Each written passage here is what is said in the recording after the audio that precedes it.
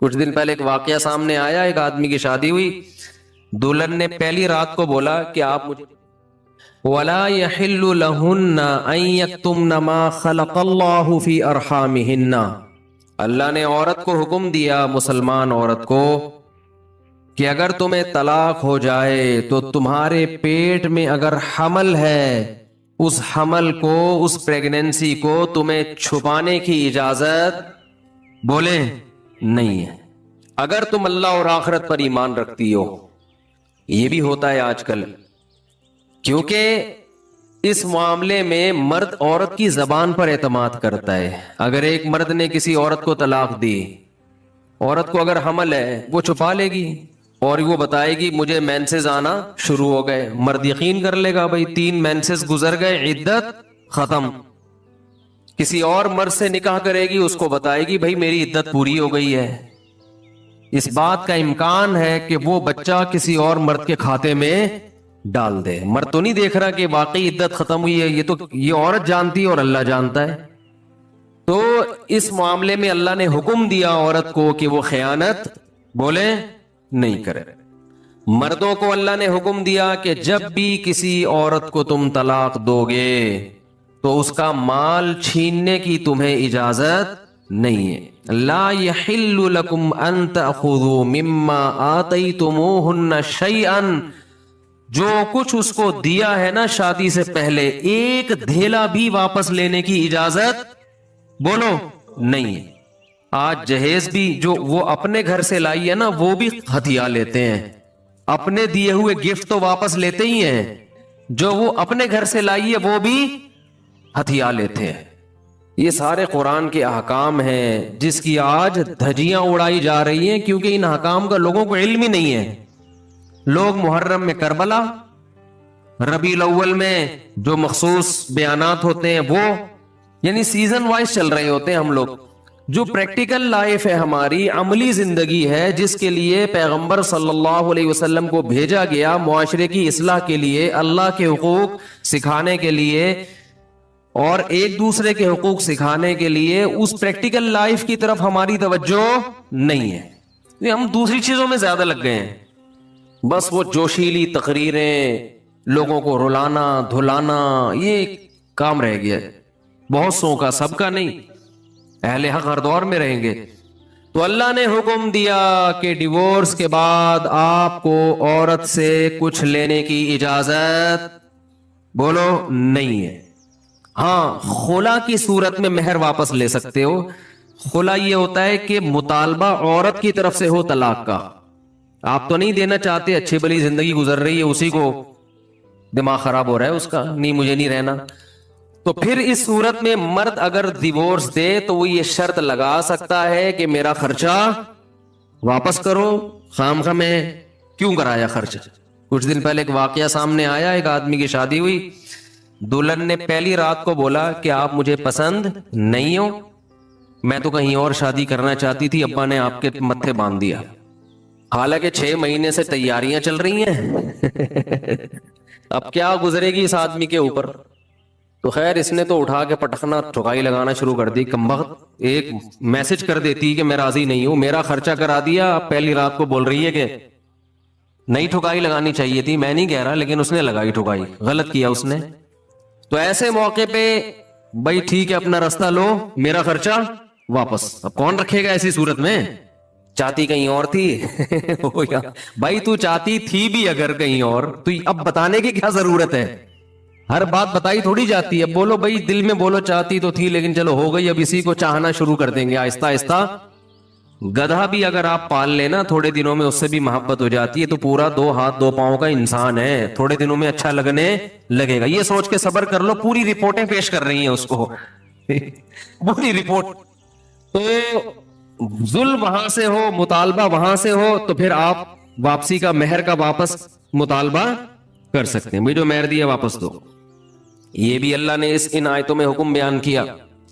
ایک حکم اللہ نے یہ بھی بیان کیا کہ اگر رخصتی سے پہلے طلاق ہو جائے تو پورا مہر نہیں دینا پڑتا بلکہ آدھا مہر دینا پڑتا ہے۔ 1 لاکھ روپے مہر رکھا گیا تھا، آپ ابھی رخصتی ہوئی نہیں، آپ نے ڈیورس دے دی، تو پورا مہر نہیں ہے بلکہ آدھا مہر ہے۔ اس میں اللہ نے ترغیب دی ہے کہ مرد پورا دے دے تو اچھا ہے، اور عورت کو ترغیب دی ہے کہ آدھا بھی معاف کر دو تو اچھا ہے۔ ترغیب دونوں کو دی جا رہی ہے، چھوڑو بھائی، لیکن حکم بیان کیا جا رہا ہے کہ مرد کو آدھا دینا پڑے گا اگر وہ مطالبہ کرے۔ اور اللہ نے اہم حکم یہ بھی بیان کیا کہ جب عورت کو طلاق دو تو جہاں وہ طلاق کے بعد نکاح کرنا چاہتی ہے اس کے نکاح میں رکاوٹ مت بنو، کباب میں ہڈی بننے کی کوشش مت کرو۔ یہ بھی زمانے جاہلیت میں ہوتا تھا اور آج بھی ہوتا ہے۔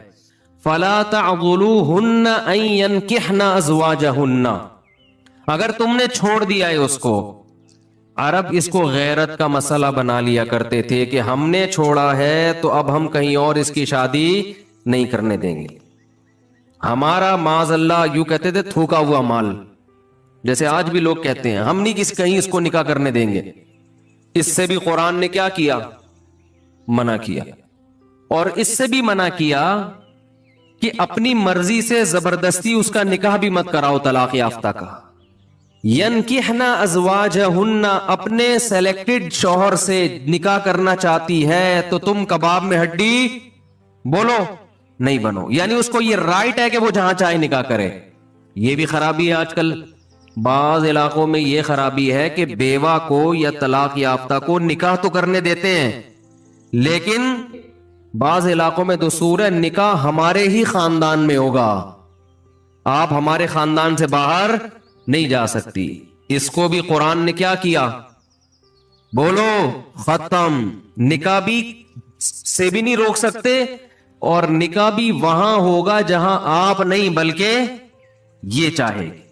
اس میں اللہ نے عمر کی کوئی قید نہیں لگائی، 40 سال کی بیوہ یا طلاق یافتہ ہو، 50 سال کی ہو، 55 سال کی ہو، یہ تمہارا ہیڈ ایک نہیں ہے، تمہیں زیادہ ٹینشن لینے کی ضرورت نہیں ہے۔ لوگ بڑی ٹینشن لے رہے ہوتے ہیں کہ تمہیں ضرورت کیا ہے، اب 4 بچے ہیں تمہارے، 5 بچے ہیں، اس عمر میں تمہیں شادی کرتے ہوئے شرم نہیں آتی؟ چھوڑو بھائی، کیا ضرورت ہے؟ تو اللہ فرماتے ہیں کہ تمہیں ٹینشن لینے کی ضرورت، بولو یہ اس کا ہیڈک ہے، یہ تمہارا ہیڈک نہیں ہے۔ جیسے کوئی 4 شادیاں کر رہا ہے تو اس کا ہیڈک ہے نا، آپ کا ہیڈک تھوڑی ہے یہ۔ آپ پتہ نہیں کیوں پریشان ہیں، مفتی صاحب کو کیا ہو گیا، وہی ان کا ہیڈک ہے، آپ کا ہیڈک نہیں ہے یہ۔ میں اپنی بھی درمیان میں لگا دیتا ہوں نا۔ تو ہر ایک کی ہیڈک ہم نے پالے ہوئے ہیں، وہ یہ کیوں کر رہا ہے، وہ یہ کیوں کر رہا ہے، وہ کم عمر سے شادی کیوں کر رہا ہے، وہ بڑی عمر سے شادی کیوں کر رہی ہے، یہ ہوتے ہیں نا لوگوں کے مسائل۔ اس نے یہ کیوں کر لیا؟ ایک خاتون نے مجھے بتایا کہ وہ ایک دفعہ بیوہ ہوئی، اللہ کی قدرت دوبارہ شادی، دوبارہ بیوہ ہو گئی۔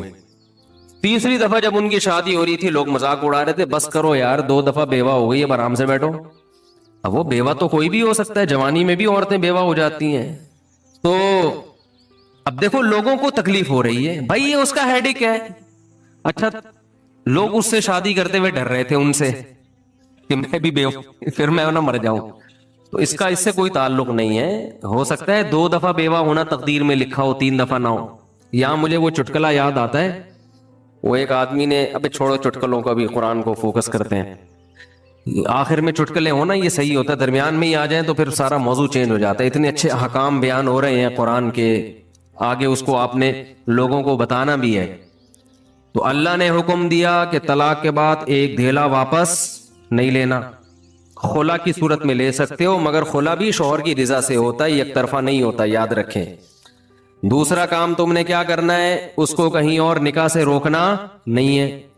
تیسرا کام یہ کرنا ہے، نکاح بھی وہاں کرنا ہے جہاں وہ چاہتی ہے، تمہاری مرضی نہیں مسلط ہوگی، اس کی مرضی چلے گی۔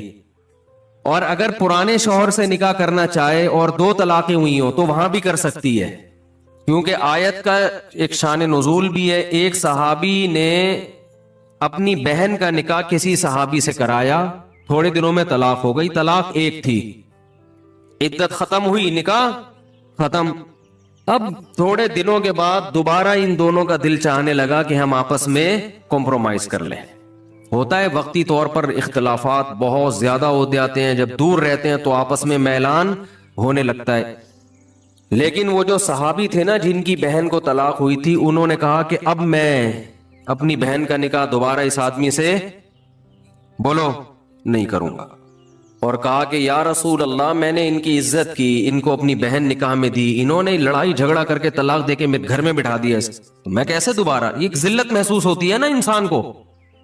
قرآن میں اللہ نے آیتیں نازل کی کہ اگر وہ اپنے شوہر سے نکاح کرنا چاہتی ہے تو درمیان میں رکاوٹ مت بنو. لڑے بھی وہ خود تھے, اب جڑ بھی خود رہے ہیں. نہیں آ رہی بات؟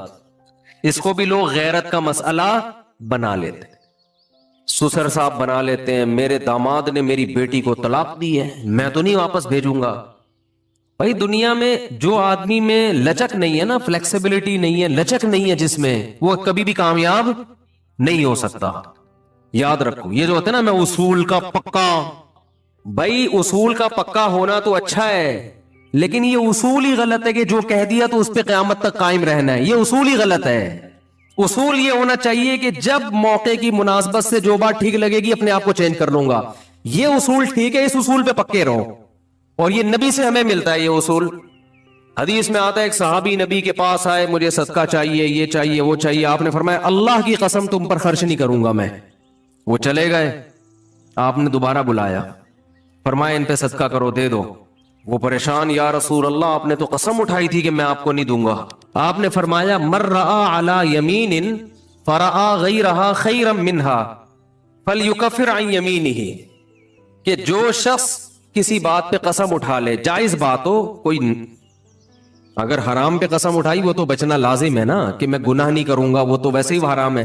جائز کام, صدقہ تو جائز ہے نا, بلکہ ثواب ہے. فرمایا کوئی کسی جائز کام پہ قسم اٹھائے, پھر بعد میں اس کو خیال ہو کہ مجھے قسم توڑ دینی چاہیے, اس کا مائنڈ کیا ہو گیا, چینج, تو اسے چاہیے قسم توڑ دے اور کفارہ ادا کر دے, اس قسم پہ قائم بولو نہ رہے. قسم پہ جب قائم نہ رہنے کا حکم ہے تو بغیر قسم کے میں نے جو بول دیا بس وہ پتھر پہ لکیر بن گیا, یہ تو پاگل اور گدھے ہونے کی علامت ہے. قسم بھی اگر کھا لی ہو تو بھائی اس وقت یہ خیال تھا کہ نہیں دینا, اب زمینی حقائق کہہ رہے ہیں کہ اس کو دینا ہے, تو اب قسم توڑو, کفارہ ادا کرو اور دے دو.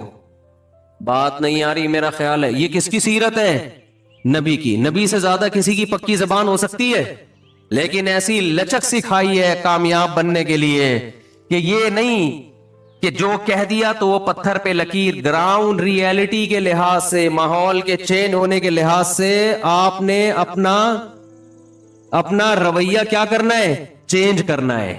اس وقت آپ کی رائے یہ تھی, اب آپ کی رائے وہ ہے, کیونکہ زمینی حقیقت بھی چینج ہوتی ہے اور انسان کی نالج بھی چینج ہوتی ہے اور انسان کی رائے بھی چینج ہوتی ہے. بعض دفعہ نالج چینج نہیں ہوتی, انسان تانے بانے ملا کے ایک رائے قائم کرتا ہے, بعد میں جب اور گہرا سوچتا ہے تو اسے لگتا ہے کہ وہ رائے ٹھیک نہیں تھی, تو وہ اسٹیٹمنٹ اس کا کیا ہو جائے گا, چینج.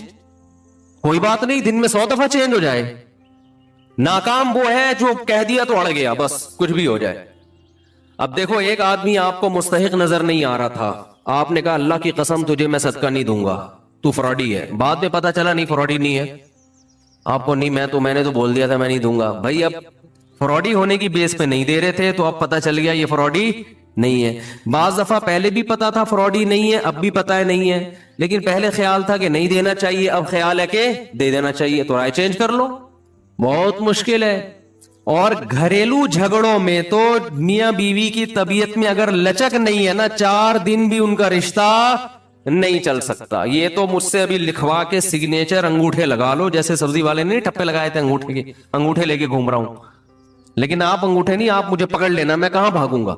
وہ جب بھی انگوٹھے کی بات آتی ہے مجھے وہ سبزی والا یاد آتا ہے جس کو میں نے بزنس کے لیے پیسے دیے تھے اور اس نے ایمانداری میں اسٹیمپ پیپر پہ اپنے انگوٹھے لگا لگا کے دیے تھے. جب وہ پیسے لے کے بھاگا تو 3 سال میں نے وہ انگوٹھے سنبھال کے رکھے.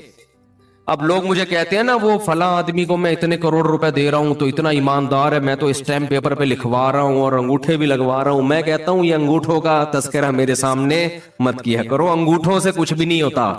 بندہ اگر 2 نمبر ہے, اسٹیمپ پیپر بکری کو کھلا دینا, کسی کام کا نہیں ہے یہ اسٹیمپ پیپر, عدالت سے بھی نہیں نکلوا سکتے. سمجھتے ہو, لکھوایا کرو ضرور لیکن اس سے ہوگا کچھ بھی نہیں. عدالت انگوٹھا دیکھ کے بولے گی بس ٹھیک ہے انگوٹھا, اب انگوٹھے کو پکڑ کے جیل میں ڈال دو, بس انگوٹھے کو دیے تم نے پیسے. بندہ تو پکڑائی میں آئے گا ہی نہیں, آ بھی گیا تو کچھ بھی نہیں کر سکتے. عدالت کہے گی دیے کیوں تھے؟ تو پیسہ دینے سے پہلے 100 دفعہ سوچا کریں. خیر, تو کیا بات چل رہی تھی؟ ابے انگوٹھے کی بات کہاں سے آئی؟ ہاں, لچک پیدا کرنا چاہیے. میاں بیوی کا رشتہ تو ایسا ہے کہ اگر آپ کہیں نا کہ جو میں نے کہہ دیا بس وہ کیا ہے, آرڈر از آرڈر, تو بھائی اس کا مطلب آپ میدان جنگ میں کھڑے ہوئے ہیں, دشمن کی فوجیں آپ کے سامنے ہیں, اور آپ ایک فوج کی کمانڈ کر رہے ہیں کہ گولی چلانے کا آرڈر دیا تو کیا کرنا ہے؟ یہ گھر ہے, یہ میدان جنگ بولو نہیں ہے. یہاں آپ کا اسٹائل یہ ہونا چاہیے, آپ نے بیوی کو آرڈر دیا, گراؤنڈ ریئلٹی یہ کہہ رہی ہے کہ بھائی میرا روب اس پر بیٹھا ہوا ہے اور وہ پکوڑے بنا بنا کے خود ہی کھا رہی ہے, آپ کو ایک لقمہ بھی نہیں کھانے دے رہی. آپ غصے میں آئے, آپ نے کہا بیگم مزید پکوڑا اگر کھایا نا تو گراؤنڈ ریئلٹی کہہ رہی ہے کہ اس دھمکی سے یہ پکوڑے کھانا چھوڑ دے گی نا. لیکن آگے اس کا ایٹیٹیوڈ آپ نے دیکھا, اس نے کہا تو کیا کر لے گا, فوراً وہ کرچلی اٹھائی, تو کیا کر لے گا, فوراً لچک پیدا کرو. بولو تو صبر کروں گا اور کیا کروں گا, یہ کامیاب, یہ گھر کیا کیسے چلے گا, یہ رشتہ جوڑا رہے گا. اگر آپ نے اس کے ایٹیٹیوڈ دیکھ کے, اس کی پیشانی پہ سلوٹیں دیکھ کے اپنی دھمکی کو واپس نہیں لیا تو یہ گھر کیا ہوگا, پکوڑے تو کھا لو گے آپ, لیکن آپ کے بچوں کی ماں مارکیٹ سے شارٹ ہو جائے گی. تو اس میں گھر کے اندر کا اصول لچک, کامیاب آدمی وہ. ہاں, ناقابل برداشت کوئی معاملہ ہو جائے تو ایک الگ بات ہے. تو اللہ نے کیا حکم دیا کہ اگر ڈیورس ہو گئی ہے پھر دوبارہ ملنا چاہتے ہیں تو کباب میں ہڈی بولو مت بنو, ملنے دو ان کو, کوئی مسئلہ نہیں ہے. ہاں, یہ قرآن نے کہا ہے کہ اس شرط میں ملیں کہ ان کا اپنے بارے میں یہ خیال ہو کہ دوبارہ وہ جھگڑے نہیں کریں گے. ایسا نہ ہو ملتے پھر وہی ٹینشنیں شروع کر دیں. اب دوبارہ اپنی اصلاح کر کے آئیں کہ بھئی اب ان ماضی کے قصوں کو چھیڑنا نہیں ہے. محمد رفیع صاحب پوچھ رہے ہیں, میں بتا نہیں رہا کہاں سے ہیں تاکہ ایسا نہ ہو ان کے گھر والے جان لیں. میری انقریب شادی ہونے والی ہے, مجھے زوجہ سے قربت کا سنت طریقہ بتا دیں. یہ سوال حیا کے خلاف ہے اور میں حیا کے خلاف سوالات نہ پڑھتا ہوں نہ اس کے جواب دیتا ہوں, لیکن چونکہ یہ سوال بہت زیادہ لوگ پوچھتے ہیں تو میں نے ہمت کر کے آج یہ پڑھ لیا ہے, اور اس میں لوگ غلط گائیڈ بھی کر رہے ہیں, تو اس لیے میں اس کا جواب دے رہا ہوں کہ اسلام میں کوئی خاص طریقہ نہیں ہے اس کا. اس پہ فالتو کتابیں لوگوں نے لکھی ہوئی ہیں, پتہ نہیں کیا کیا, وہ ایسے ہی لوگوں کی آ رہا ہے. تو یہ چیز نیچرل ہے. جیسے کوئی پوچھے کھانا کھانے کا طریقہ کیا ہے, تو بھائی منہ میں نوالا ڈال کے چباؤ, نگل لو, خود بخود فطرت سکھاتی ہے انسان کو. تو ایسی زوجہ کے قریب فطرت خود سکھا دیتی ہے. ہاں, شریعت نے جس طریقے کو حرام قرار دیا ہے وہ سب کو معلوم ہے کہ جو ہے وہ اللہ تعالیٰ نے جو بدکار لوگ جس طرح سے کرتے ہیں, جو لڑکوں سے بدفعلی کرنے والے لوگ ہیں, وہ طریقہ حرام ہے. تو باقی اللہ تعالیٰ نے میاں بیوی کا معاملہ رکھا ہے, دوسرے کا لباس ہے, تو کمرے کی باتیں ہیں وہ جیسے چاہیں مناسب سمجھے, وہ ان کا اپنا ذاتی عمل ہے, اس کا کوئی خاص طریقہ نہیں ہے. اور یہ نیچر انسان کو خود سکھاتی ہے, نہ یہ طریقے نہ کسی سے سیکھنے کی ضرورت ہے. بعض لوگ تو حد درجے کی بے شرمی کرتے ہیں, وہ شادی سے پہلے جو ہے وہ فحش فلمیں دیکھتے ہیں تاکہ ہمیں طریقہ آ جائے. یہ انتہائی درجے کی بےہودگی ہے, انتہائی درجے کی ایک لعنتی عمل ہے یہ. تو یہ کوئی خاص طریقہ نہیں ہے. میاں بیوی ایک دوسرے کا لباس ہیں, وہ جس طرح سے ایک دوسرے کو سیٹسفائی کر سکتے ہیں وہ کر لیں تاکہ ان کی توجہ کسی اور طرف نہ جائے, وہ حلال کی تسکین ان کی بند کمرے کے اندر ہو جائے. اور یہ باتیں لوگوں سے شیئر بھی نہیں کرنی چاہیے. آج یہ بھی ایک حرام کاری ہو رہی ہے, میں بہت سخت الفاظ استعمال کر رہا ہوں اس لیے کہ یہ, اور میرے پاس کوئی ہلکا لفظ نہیں ہے. وہ کیا ہوتا ہے کہ مرد اپنی زوجہ سے ہم بستری کر کے اس کے راز دوستوں کے سامنے فاش کر رہا ہوتا ہے, میں نے ایسے کیا, میں نے ایسے کیا. لڑکیاں بتا رہی ہوتی ہیں اپنی فرینڈز کو کہ میرے شوہر نے میرے ساتھ ایسے کیا. یہ بہت لعنتی عمل ہے. آپ صلی اللہ علیہ وسلم نے فرمایا جو عورت اپنے شوہر کے راز یا شوہر بیوی کے راز فاش کرتا ہے اس پر لعنت ہے, حدیث کا مفہوم ہے یہ. تو یہ بند کمرے کی میاں بیوی کی باتیں جس طرح سے وہ ایک دوسرے کو سیٹسفائی کر سکتے ہیں وہ کریں, ایک دوسرے کے لیے وہ حلال ہیں. اور بس وہ طریقہ جو لڑکوں سے بدفعلی والا طریقہ ہے وہ طریقہ اسلام